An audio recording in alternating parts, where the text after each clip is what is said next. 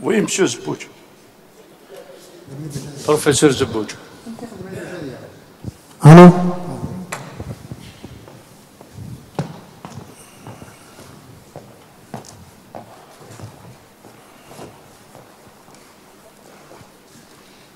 Moi, je voulais juste intervenir à propos de la communication sur le curage prophylactique dans le carcinome papillaire. D'aucuns disent que c'est excessif, le curage de principe prophylactique. Et j'ai remarqué il y avait une certaine situation où même la capsule n'était pas du tout atteinte. Et vous avez pu, dans cette situation de curage de principe, faire 15%, je crois, d'irathérapie. Donc, est-ce que l'indication de curage prophylactique, c'est pour une indication sélective de l'irathérapie? Je ne sais pas où il est là, celle qui a communiqué. Elle est où?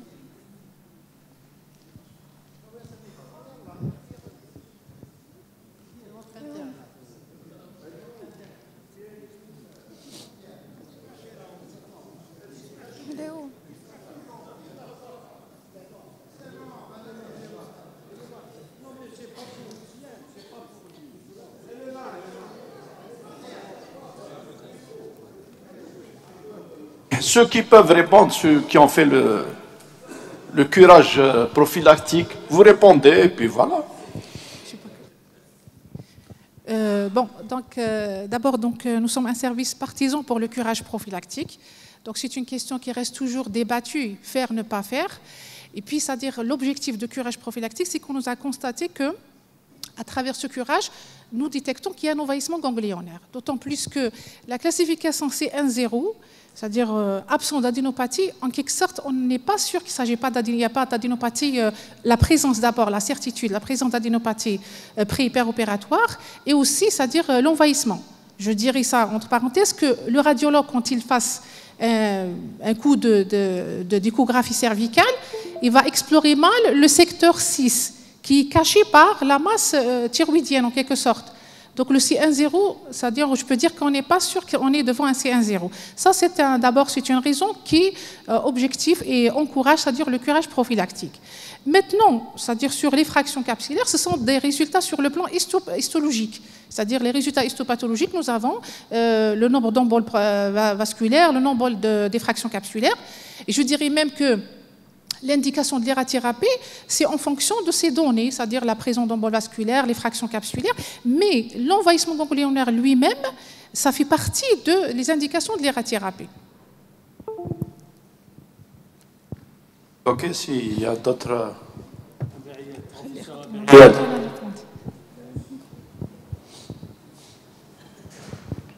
Je pense qu'il y a un véritable dilemme qui se pose entre la curage prophylactique et curage de nécessité.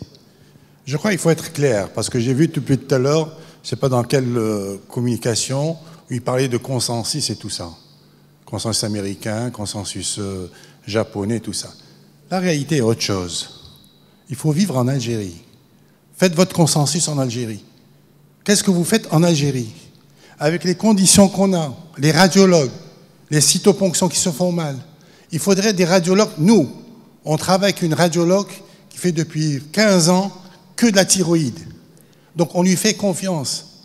Maintenant, donnez à n'importe quel radiologue, et je ne nie pas, hein, il y a des radiologues qui sont très compétents, qui peuvent vous apporter un plus. Mais seulement travailler avec des gens qui pourront... Parce que quand vous faites un curage, ce n'est pas aussi simple que vous le croyez. Un curage, il faut d'abord repérer tous les ganglions. Maintenant, quand vous dites que vous faites un curage prophylactique, vous allez repérer quels ganglions? Quels sont les ganglions que vous allez repérer? C'est-à-dire que vous allez prendre une partie que vous allez prendre, vous allez l'enlever, vous allez l'analyser, peut-être 2 ou 3 ganglions qui sont atteints, mais au moment de la récidive, parce que ce sera peut-être, et je ne sais pas, les personnes, les chirurgiens qui font les récidives première, deuxième main, ce n'est pas aussi simple qu'on le croit. Parce qu'il faut faire les récidives quand vous avez deuxième main, quand les gens font des pickings et qu'ils vous envoient des patients. Parce que tout ça, on l'a connu grâce au service de médecine nucléaire qu'on a à Tlemcen et qu'on a connu ces malades. Et quand on le reprend, ces malades de deuxième main, troisième main, c'est 6 heures, 7 heures d'intervention. Ce n'est pas aussi simple qu'on le croit. Les personnes qui font de la prophylaxie, qui prennent 1 ou 2 ou 3 ganglions, et que nous allons revenir sur cette zone, déjà, il y a un problème. Revenir, vous allez augmenter le taux de morbidité chez cette patiente. Les atteintes récurrentielles, les hypoparathyroïdies, c'est ça l'important qu'il faudrait revoir. Donc, je ne suis pas contre la prophylaxie, mais seulement il faut savoir les faire. Quand on fait une prophylaxie, et je dis, moi je ne vois pas le consensus des autres. Moi je fais la pratique, ce que je fais moi, en Algérie, avec les conditions que j'ai. C'est à partir de là que je peux faire un consensus. Mais attention aux prophylaxies, parce que, je ne sais pas si vous avez opéré des deuxièmes mains, je vous inviterai un jour à venir, et c'est 7 heures d'intervention et 8 heures d'intervention, madame. Oui. C'est-à-dire, je peux dire que, oui, c'est-à-dire en complément, d'abord le monde de la thyroïde ou le monde de la chirurgie thyroïdienne. Il faut, c'est-à-dire en Algérie, il faut des RCP, c'est-à-dire à chaque service, il faut des RCP pour discuter. Il faut avoir le même langage. Si je fais par exemple une échographie cervicale, il y a un radiologue, pour lui c'est un TIRAS 3, l'autre pour lui c'est un TIRAS 4. Donc là, il faut choisir aussi des radiologues. Quand on envoie nous le malade, on envoie à des radiologues qu'on a l'habitude de travailler avec eux, et quand on rédige la lettre, c'est-à-dire on détaille bien qu'on cherche, c'est-à-dire en quelque sorte, c'est-à-dire un bilan lésionnel correct. Et je répète que le secteur 6, il est mal vu par le radiologue, parce qu'il est toujours caché et masqué par la masse thyroïdienne. Alors, concernant, c'est-à-dire le curage, on n'enlève pas 1 ou 2 ganglions, c'est-à-dire on répond aux normes du curage. Un curage central homolatéral, c'est-à-dire on racle toute la trame cellule-lymphatique de la chaîne récurrentielle, parathyroïdienne et tout. Et là, c'est-à-dire là déjà même notre équipe, l'anatomopathologiste, ils sont aussi chevronnés, c'est-à-dire pour nous donner des lectures détaillées, c'est-à-dire le nombre de ganglions, et parfois même on demande des relectures sur le matériel recueilli. Ça ne sera pas, c'est-à-dire limité à 2 ou 3, je dirais, pour les résidents. C'est une intervention quand même, elle a, c'est-à-dire sa propre morbidité récurrentielle et parathyroïdienne. Et je parle entre parenthèses pour notre service chirurgie. Peut-être vous avez remarqué qu'on opte beaucoup plus vers l'ipsilatéral que le central. C'est-à-dire pour minimiser la morbidité parathyroïdienne et récurrentielle, d'une part, et d'autre part, nous sommes partisans pour une chirurgie ambulatoire. Donc on opte vers l'ipsilatéral afin, c'est-à-dire de réduire cette morbidité.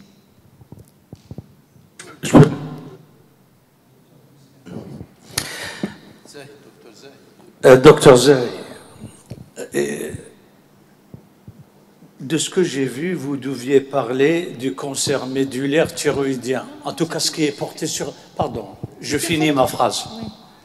Alors moi, je me suis dit, c'est intéressant parce qu'elle va nous parler du cancer médulaire thyroïdien et quelque chose.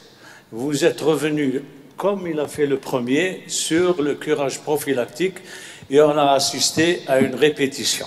Alors, est-ce que vous avez quelque chose à dire concernant le cancer médulaire pour enlever tout doute? Non, c'est une faute de frappe pour le cancer. C'est une faute, oui, de, frappe. Faute de frappe. Donc, je vous en veux pas. Je peux rajouter une seule remarque. Une seule remarque, c'est que les gens, ils cherchent le travail en Algérie. C'est-à-dire, qu'est-ce qu'on fait en Algérie? C'est-à-dire, là, on a des recommandations internationales. Est-ce que vous voulez m'écouter? Oui, oui. Maintenant qu'on a enlevé le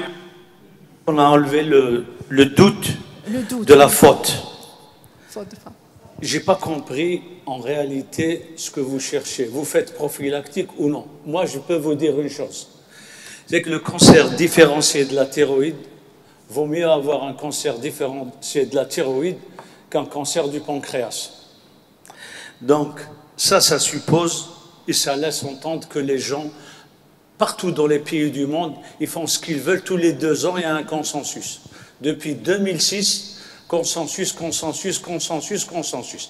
Ils sont passés de la thyroïdectomie totale au prophylactique systématique. Prophylactique, il est systématique. Et puis, il est devenu, on a dit, de nécessité chez certaines personnes. Et puis, on a dit, on ne fait jamais de latéral jugulo-carotidien sans passer par le central. Et lui, il nous a parlé maintenant aujourd'hui du jugulo-carotidien tout seul. Après, on est revenu, on a dit on peut faire la moitié des choses.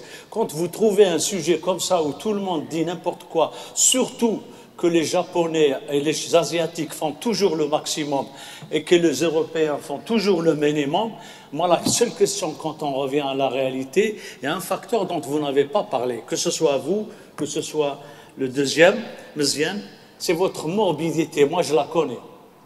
La morbidité, quand on fait un curage, elle n'est pas celle qui est donnée dans les trucs. Et deuxièmement, je ne comprends pas pourquoi vous ne parlez pas comme on parle de la courbe d'apprentissage du chirurgien en chirurgie thyroïdienne. Si chacun de nous commence à faire, comme il l'a dit, le curage, je préfère qu'on fasse une thyroïdectomie totale, bien faite, sans curage, et je suis sûr qu'elle va donner d'excellents résultats, que faire un curage qu'on ne sait pas faire, et on va aggraver les choses. Voilà ce que je voulais vous dire concernant votre travail. Après, je vais revenir, si vous permettez, sur le deuxième qui a parlé d'irathérapie. D'abord, il nous a montré la différence qu'il y a quand on parlait de cytologie. Elle est nulle. 50% de suspects qui deviennent bénins, c'est très grave. C'est grave. En France, on arrive à 90%. Ici, 50%. C'est nul. Deuxièmement, on ne nous dit pas, il a dit qu'il fait 23% d'irathérapie. Il néglige totalement la classification et il ne fait pas d'irathérapie. On n'est pas devant un cancer médulaire, on est devant un cancer différencié. On sait que la chirurgie, c'est le traitement curateur, mais il est suivi dans pratiquement tous les stades par de l'irathérapie, sauf le T1A, où on est sûr qu'on ne va pas faire, et encore vous l'aviez dit, on va faire une discussion pour ne pas faire de l'irathérapie. Mais elle est pratiquement chaque fois systématique. Et Mziane n'avait parlé que de 23%. Donc c'est une perte des malades. Il ne les a pas revus. Ça, c'est une enquête a posteriori. Voilà. Moi, je dirais que la chirurgie thyroïdienne, elle ne peut pas être donnée entre les mains des chirurgiens, des jeunes chirurgiens. C'est-à-dire que c'est une chirurgie qui a ses propres morbidités récurrentielles parathyroïdiennes. Ce qu'il a dit M. Abi Ayed, c'est une chirurgie quand même, elle a sa valeur. La morbidité, elle est vraiment... Vous imaginez une hypocalcémie définitive, c'est vraiment le suicide. C'est le suicide. Donc, c'est une chirurgie qui est faite entre des chirurgiens bien entraînés. Actuellement, il y a un consensus européen où la chirurgie thyroïdienne, elle sera pratiquée par un chirurgien chevronné en matière de chirurgie thyroïdienne qui relève d'un niveau de preuve 1. Maintenant, je retourne toujours à mon pays, l'Algérie, et c'est ça l'objectif de nos journées d'études, c'est de nous montrer qu'est-ce qu'on est en train de faire. Moi, j'ai montré notre série au CHU Blida et notre morbidité. Nous avons eu des paralysies récurrentielles, nous avons eu des hypocalcémies, nous avons eu des hypocalcémies permanentes. Donc, nous sommes en train de montrer nos résultats. Maintenant, ce n'est pas l'Europe ou l'Asie où là, ce n'est pas des référents. C'est-à-dire, on montre ce qui se fait actuellement et qu'est-ce qu'on pourra faire en Algérie. Et je ne cesse pas de dire qu'il faut mieux faire comité thyroïde afin de faire ressortir une recommandation universelle. Et je prends aussi l'occasion des travaux sur le curage prophylactique en Algérie. Il y a beaucoup de travaux qui font partie des travaux de thèse. Il y a Madame Chérif qui a comparé le central avec la totale. Il y a le monsieur de la chirurgie thoracique aussi de CHU Oran qui ont aussi comparé. C'est-à-dire il y a beaucoup de travaux concernant le curage prophylactique en Algérie. Et on peut, c'est-à-dire, montrer nos résultats. Il n'y a pas que l'Europe. Merci, Dr Zahi. Des résultats un peu divergents, parce que j'ai vu, vous faites à Douala de la chirurgie ambulatoire. Oui, oui. Sur des thyroïdes avec un curage. Avec un curage, oui. Vos résultats sont peut-être bons, il n'y a pas de morbidité pratiquement. Ça me semble un peu contradictoire. Moi, je voulais féliciter Abi Ayed pour son film. Moi, je n'ai jamais pu faire de curage aussi, surtout sur le 2B, pour voir tous les nerfs. Ça me dépasse. Hein. Moi, je parle de moi-même. C'est assez... C'est une prouesse chirurgicale, hein, pour voir tous les nerfs. Chapeau. Oui, Abi Ayed. Je ne vous cache pas, parce qu'on a vu trop... Et je le dis devant tout le monde, hein, parce qu'on a une expérience. Pour avoir l'expérience de faire des curages, ça prend 15 ans. On était 4 chirurgiens à faire de curage, 2 sont partis en privé, peut-être vous connaissez Professeur Boileau, Professeur Tour. Ils sont déjà partis, donc ils faisaient les curages. Donc on n'est resté que 2, moi et une femme, Dr Lahou. Donc on est 2 à faire. On a fait ça pendant 15 ans. Alors, je vais vous dire maintenant pour les morbidités, quand vous faites des curages prophylactiques qui étaient à la mode. Et il y avait des curages prophylactiques qui se faisaient. Et quand on reprenait les patients qui nous venaient, le taux de morbidité, quand on opérait nous, le taux de morbidité augmentait. Parce qu'on n'avait pas assez d'expérience, on reprenait les patients. Mais avec le temps, le taux de morbidité a diminué. Mais c'est pour ça que je vous dis, quand vous faites un curage prophylactique qui s'est repris par quelqu'un qui n'a pas assez d'expérience, c'est la casse. Ça, je vous le dis dès maintenant. C'est en toute modestie. Hein. C'est qu'il faut faire très attention au curage prophylactique. On n'est pas, je ne dis pas que je vous décourage, loin de là. Mais si vous le faites, faites-le bien. Parce qu'il y a la place de l'irathérapie. Parce que quand vous faites un cancer de la thyroïde, vous l'envoyez en irathérapie, s'il répond bien. Et si on vous dit qu'il reste des ganglions, vous pouvez le reprendre. Mais imaginez que vous avez fait une prophylaxie, qu'il reste des ganglions, vous allez reprendre une deuxième fois, et que l'irathérapie vous dira on ne peut pas l'opérer, on ne peut pas l'irradier. Donc vous allez mettre 2 fois ce même patient dans le même sillage. Donc faites très attention à ce que vous dites, et je vous encourage à le faire, mais ne plus le faire. Voilà. Oui, oui. Avec mon ami Abiayed, je suis tout à fait d'accord. C'est vrai que vous rapportez une expérience. Et à la fin, vous avez rajouté quand même quelque chose d'intéressant, de dire, tiens, il y a quand même une morbidité importante. Et quelque part, vous reculez un tout petit peu, parce que là, il y a le message qu'on a compris à travers votre communication, c'est qu'il fallait faire de la prophylaxie, du curage prophylactique, dans le cancer bien différencié, papillaire.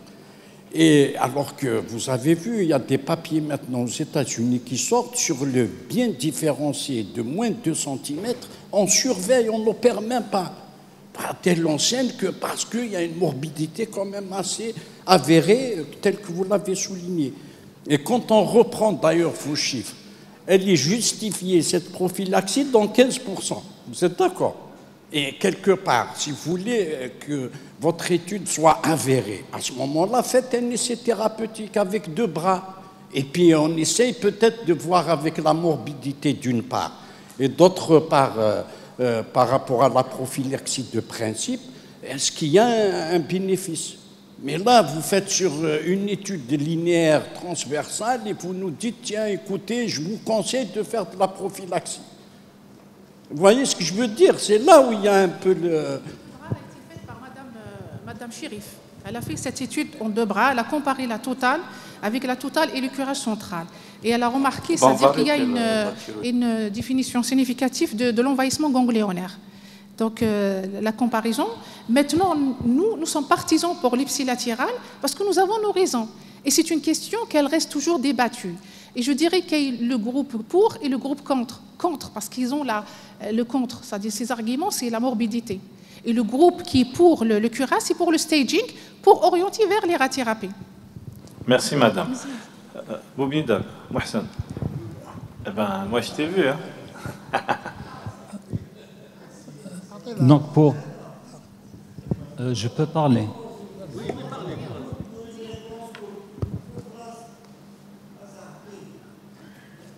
Donc, concernant le curage prophylactique, la thyroïdectomie, la chirurgie thyroïdienne, moi je pense que pour faire la chirurgie thyroïdienne convenablement, il faudrait qu'il y ait une RCP et au sein de la RCP, des chirurgiens entraînés à la chirurgie thyroïdienne, radiologues entraînés à la radiologie donc, thyroïdienne et les cytoponctions, donc un apathe, un pathologiste également. Donc on a tout ça au niveau du CHU de Bab el Oued. Concernant le curage prophylactique, donc professeur Abiayed qui nous dit qu'on revient, quand on fait un curage, on ne revient pas. Un curage prophylactique, quand il est fait correctement, on ne revient pas. Il n'y a plus de ganglions, on a tout enlevé, on ne revient pas. Maintenant, le picking, on a dit que le picking, il n'y a plus d'indication pour le picking. Ça ne se fait plus, le picking au niveau de la thyroïde ne se fait plus. Il vaut mieux laisser les ganglions que d'aller donc toucher et ne pas tout enlever. Donc, monsieur Issolah, je ne sais pas, vous m'avez dit 23% d'irathérapie, je n'ai pas dit ça, je ne sais pas. Concernant l'irathérapie, quand il y a un cancer de bas risque, un risque faible, je pense qu'on peut faire la surveillance, et les études le disent, donc on peut faire la surveillance active. Oui.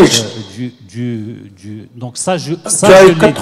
Autre chose, tu as eu 80% de T1. Pardon?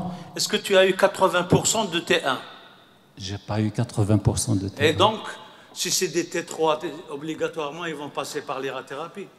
Oui, c'est sûr. C'est sûr. C'est ce que je t'ai dit. C'est sûr. Quand tu fais une plaque, on lit les détails. Moi, j'ai lu les détails. Revoyez votre plaque, vous allez voir. Non, je l'ai pas Quand dit. vous donnez un résultat, peut-être que vous avez confondu, je ne sais pas. Pas de polémique. Vous avez résumé un peu la situation avec Zahi. On va passer à la deuxième partie. Concernant le curage prophylactique, une dernière. Concernant le curage prophylactique, il y a des facteurs donc prédictifs pour faire un curage prophylactique. On ne le fait pas tout le temps à tort et à travers. Merci. Oui, on t'a donné la parole tout à l'heure. Il fallait poser votre question, M. Boubnider. Non, la discussion, moi, il me semble que c'est la partie essentielle, plus que les présentations. Parce que les gens présentent et puis il faut rentrer dans le détail, demander des clarifications, ce qu'on n'a pas dans les autres journées. S'il vous plaît, sans commentaire. Voilà. On pose une question, une réponse courte. On n'est pas là pour refaire une discussion. Et ça, c'est fatigant aussi. Hein. Moi, je reviens au film de mon ami Abi Ayad, que je trouvais qu'il était vraiment remarquable de faire un curage latéro-cervical comme ça, et qui concerne les compartiments 2A, 3 et 4 éventuellement. Il a bien fait d'insister sur le compartiment 2A et 2B. Au CPMC, on porte une attention particulière à ces compartiments, où on insiste à faire un curage sus et sous-spinal. Ça, nous insistons auprès de nos chirurgiens pour qu'ils le fassent. Sauf que ma question, c'est que tu as utilisé une voie latéro-cervicale. Est-ce que tu fais une voie latéro-cervicale systématique, ou est-ce que tu peux utiliser des voies électives pour aborder le secteur 2A et B vers le haut, en reprenant la voie de la cervicotomie antérieure qui a été utilisée pour la thyroïdectomie initiale? Voilà ma question.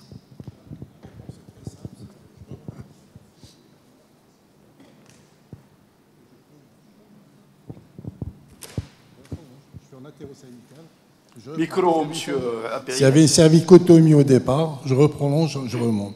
Je remonte très haut. Voilà, un L, voilà. Voilà, merci. On passe aux deux films, donc monsieur Dahdouh et monsieur Bouzouar. Dahdouh, je te félicite. Donc c'est une prouesse chirurgicale. Il me semblait que tu avais ouvert beaucoup sur l'œsophage. Finalement, c'était une grosse tumeur. Donc, bon. Est-ce qu'il fallait utiliser la pince mécanique pour réséquer?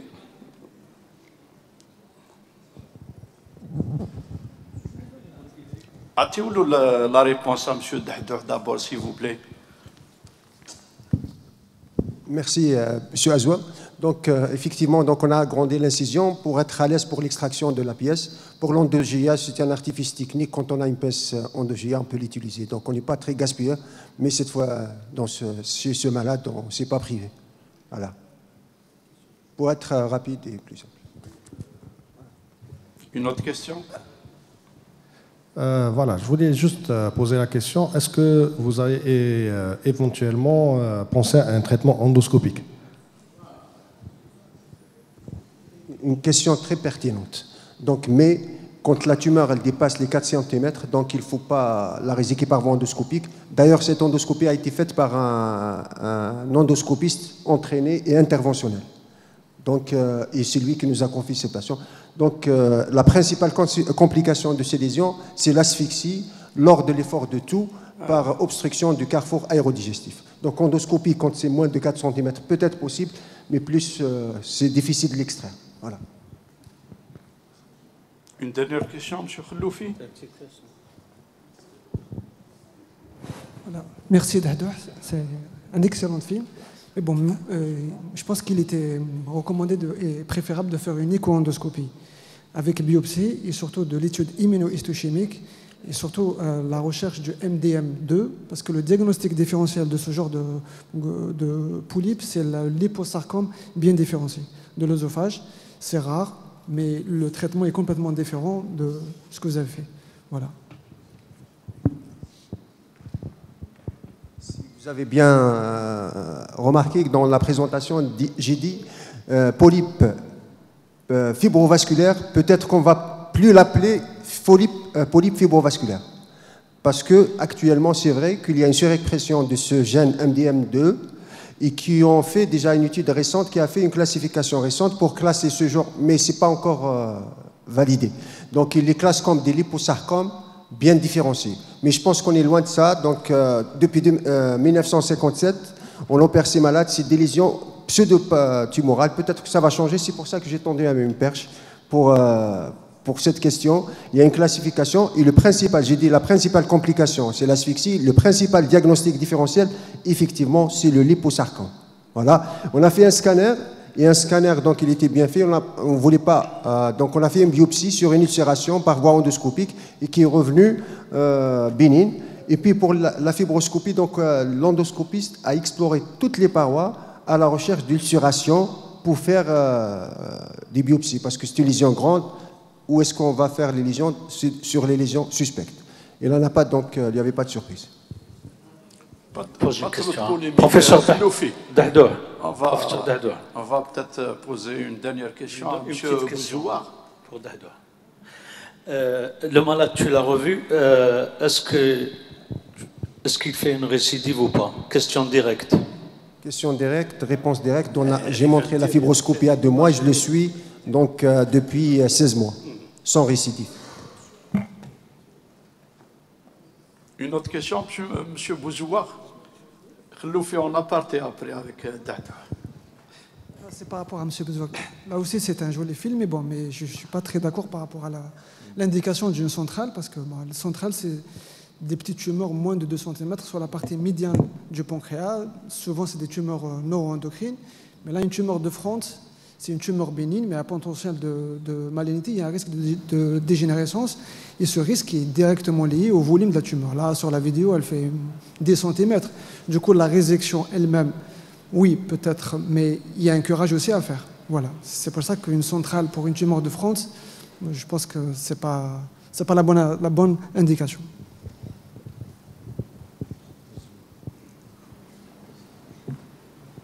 Monsieur Bouzouar, réponse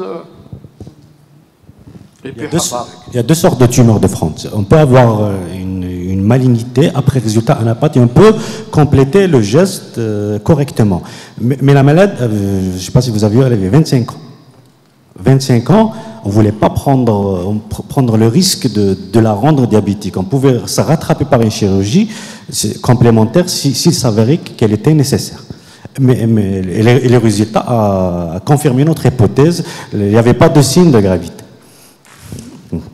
Monsieur Habarak, une dernière question. Un petit commentaire. Moi, je pense, je rejoins mon ami Mohamed Khalloufi. C'est une grosse tumeur. Et puis, je pense qu'on a suffisamment de pancréas restant. Donc, je préfère continuer le reste, de faire un curage. Monsieur Benaï Bouch, on a terminé notre séance. On peut lever la séance. Merci à tous pour la qualité des présentations aux orateurs et la qualité du débat. Donc, vous êtes tous invités pour un dîner à 20h au niveau de l'hôtel Cristal. Donc, on se voit à partir de 20h à l'hôtel Cristal. À tout à l'heure.